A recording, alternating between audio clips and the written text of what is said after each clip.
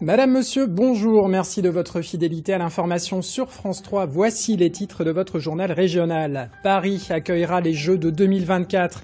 Événement dans la capitale. L'Oise compte aussi en profiter. Tony Estanguet se rendra à Cauffry cet après-midi où des défis sportifs sont proposés aux enfants.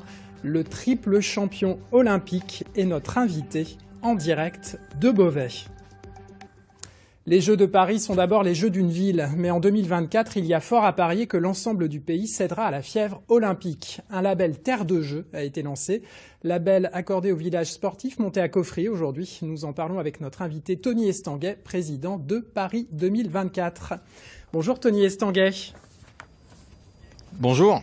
Les Jeux, finalement, est-ce que c'est l'infiniment grand et l'infiniment petit? D'un côté, vous devez lever plus d'1 milliard d'euros en convainquant les sponsors. De l'autre, vous serez aujourd'hui dans ce village de Cauffry avec des enfants.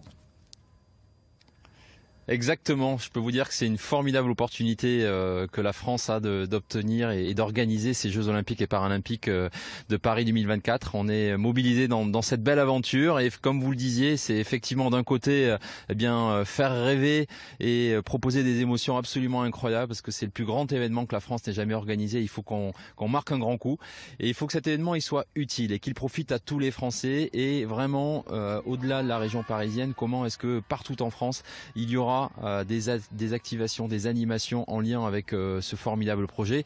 Et donc c'est la raison de ma présence aujourd'hui dans l'Oise. Voilà, je suis ravi d'être à Beauvais et cet après-midi dans le village de Cauffry pour aller à la rencontre des Français et partager mon enthousiasme. C'est une formidable opportunité.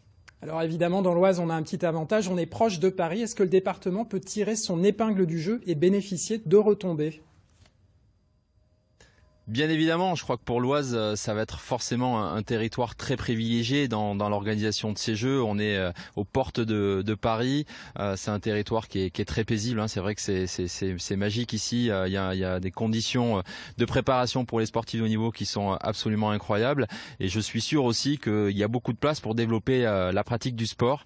Ça me tient énormément à cœur. J'ai envie qu'on utilise cet événement pour développer la place du sport dans ce pays. Et je suis sûr que dans ce département, il y a de la place pour cela. Il y a un territoire qui est déjà très sportif et qui doit absolument profiter, bénéficier de cette dynamique des Jeux Olympiques et Paralympiques. Alors vous évoquiez des jeux utiles, c'est important effectivement, on va évoquer des souvenirs. Athènes en 2004, un très bon souvenir pour vous, vous y avez gagné un de vos 3 titres olympiques.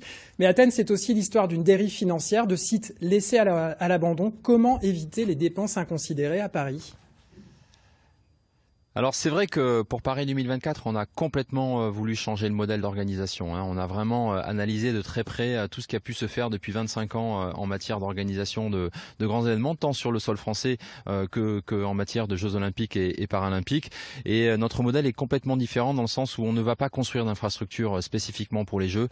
On va vraiment réduire la voilure de ce point de vue-là. On veut vraiment utiliser ce projet pour développer l'héritage immatériel du sport. Moi, ce que je sais, c'est que le sport a changé ma vie.